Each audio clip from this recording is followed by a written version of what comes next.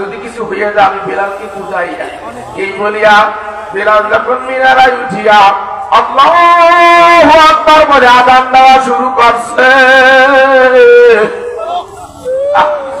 মদিনার সমস্ত লোক মনে করছে বেলাল আযান দেয় কেন, মনে হয় আল্লাহর রাসূল আবার উঠে আইছে,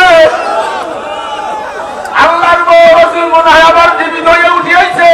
কেদার লাগে পর্দানিসীন মহিলারা পর্যন্ত ঘরের বাইরে বের হয়ে গেছে, মসজিদে নববীর চতুর্দিক দিয়া ঘোরাঘুরি করে উঠি দেয় নাকি আল্লাহর রাসূলকে দেখা যায় কি, চতুর্দিকে ঘোরাঘুরি করে যে আল্লাহর রাসূলকে একটু দেখা যায় কিনা। বেলাল আশহাদু আন্না মুহাম্মাদুর রাসূলুল্লাহ পর্যন্ত গেছে, এরপরে সামনে যাইতে পারে না, বেহুশ হইয়া পড়িয়া গেছে। বাবারে এই রকমের আশে করিয়া তারপর মাওলার কবরে যাইও, এরকমের আশে কিন্তু এখনো দুই একজন আছে বাবা।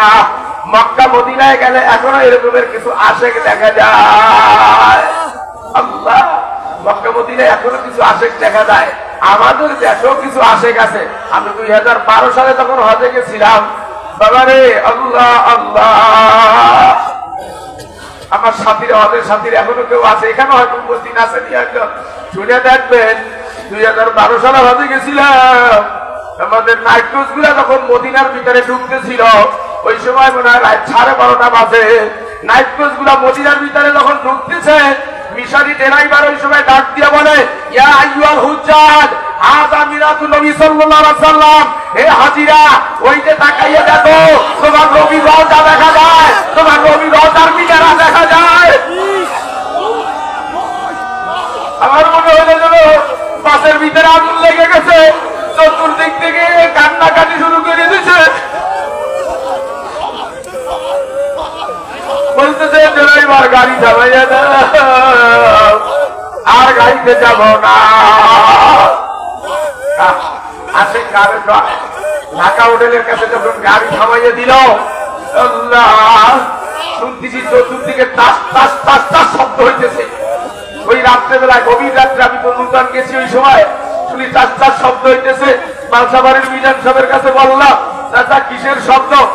জানেন না, আল্লাহ নবীর আশেকেরা ওই রওজার দিকে দৌড়াইতেছে, রওজার দিকে দৌড়াইতেছে, শব্দ হইতেছে। কার বাসা কোথায়, সাথী কোথায়, খবর নাই। নবীর আশেক হইয়া তারপরে কবরে যাইও। মৌলুদুর নবীর ভিতরে যাইয়া কিছু আশেক দেখলাম, মৌলুদুর নবীর ভিতরে যাইয়া কিছু আশেকদেরকে দেখলাম গড়াগুড়ি করতে আছে। এইভাবে গড়াইতে গড়াইতে তারপরে যাইতে আছে। নাজমুলের কাছে জিজ্ঞাসা করলাম, চাচা এরা কারা? এরা নবীর আশেক, এইটা হলো নবীর বাড়ি, এটা মৌলুদুর নবী আপনার নবীর বাড়ি, এটা নবীর জন্ম হয়েছে, এই জন্য পা দিয়া পারাবে না, এই জন্য গড়াইয়া ঘরে নিয়ে যাইতে হচ্ছে।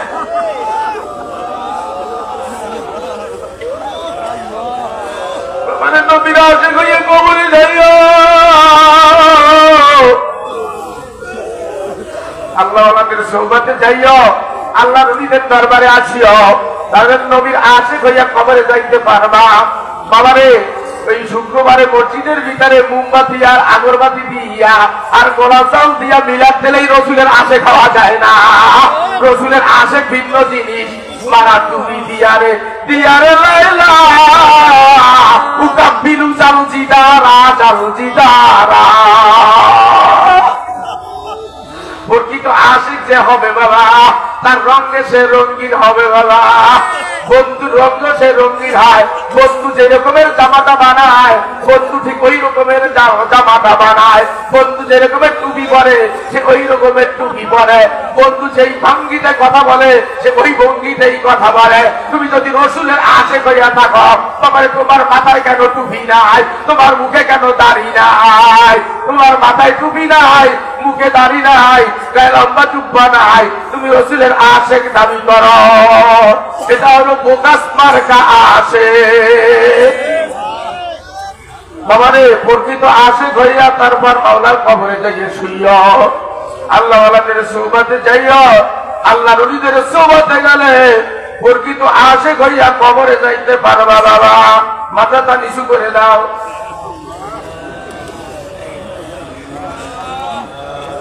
প্রত্যেকে মাথা নিচু করে দাও। আল্লাহ বাচ্চার কথা নাই, অনেক বক্তারা আছে, অনেক দামি দামি বক্তারা কি আসে। আমি কি বলবো, মাথা নিচু করে দাও।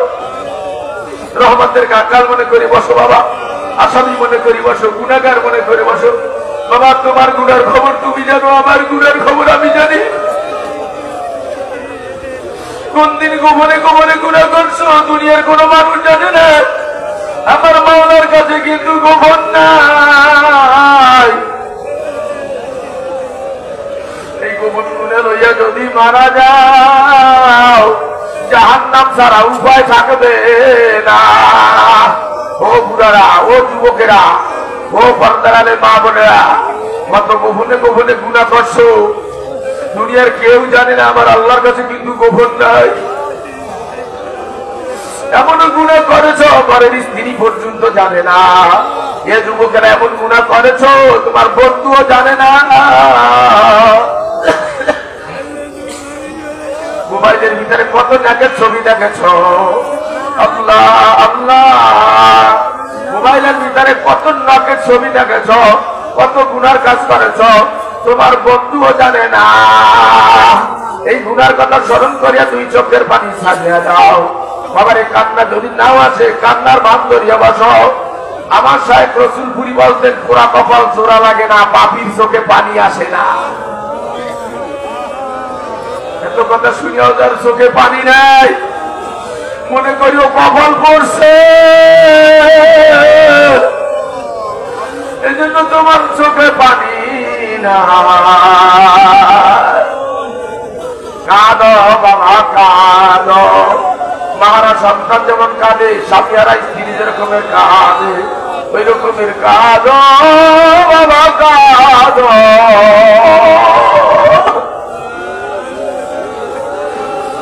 গুণের কথা স্মরণ করিয়া কল্পনায় কল্পনায় মাওলার কুদরত দিবস জড়াইয়া ধরো। আমার সাথে সাথে গুনগুন রবে বলো, আল্লাহ আমি আর নাফরমানি করব না, আমায় ক্ষমা করো আল্লাহ, আমি জাহান্নামের আসামি। বাবারে তোমার মনের কাছে জিজ্ঞাসা করে দেখো তুমি আসামি কিনা। আমার মনের কাছে জিজ্ঞাসা করলে কিন্তু আমার মন বলে দিবে আমি আসামি কিনে। বাবারে কত গোবরে গোবরে গুনাহ করছো বাবারে।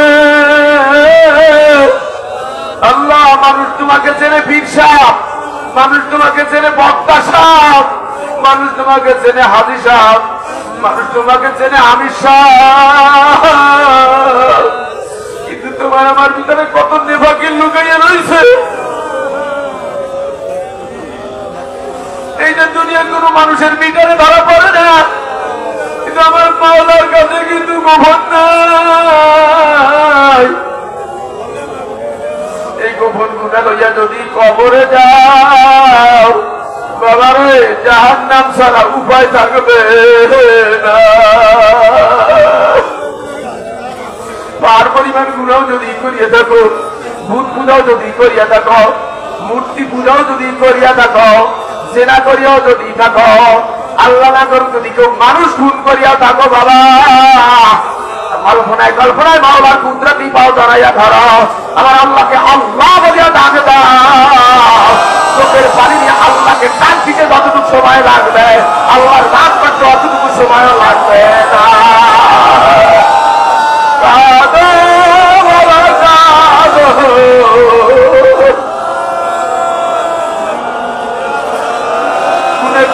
চোখের পানি শুকিয়ে ফেলছো, এই জন্য তোমার চোখে পানি নেই। তোমার কত মানুষ কাঁদতেছে, কত মানুষ কাঁদতে জার জার হয়ে যাইতেছে, তুমি খাবার মতো বসে রয়েছে, তোমার চোখে পানি নেই। তোমার কি একটু গুনাহ নাই? সব গুলি কি তুমি মাফ করে ফেলাইছ? দিলটা শক্ত করিয়ে ফেলাইছো, দিলটা শক্ত করিয়ে ফেলাইছো। কান্না যদি না আসে, কান্নার ভান ধরিয়ে বসো। আল্লাহ পাক রব্বুল আলামিন কিন্তু তাকাইয়া রয়েছে তোমার জবানের দিকে। আল্লাহ বলে দান দেয় নাকি?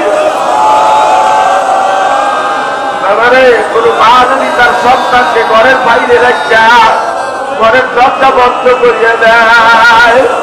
রাত্রিবেলায় যদি কোনো মা অভিমান করিয়া সন্তানের সাথে রাগ করিয়া ঘরের দরজাটা বন্ধ করিয়া দেয়, ওই সন্তান বাইরে বসে মা মা করিয়া ডাক দেয়, ও মা দরজা খোলো, ও মা দুয়ার খোলো, ও মা দুয়ার খোলো। মা দুয়ার খোলে না, একবার দুইবার তিনবার ডাক্তার মা দরজা খোলে না। চতুর্থবারের বার আল্লাহ ওই সন্তান তখন চোখের পানি ছাড়িয়া দিয়া বলে মা গো মা,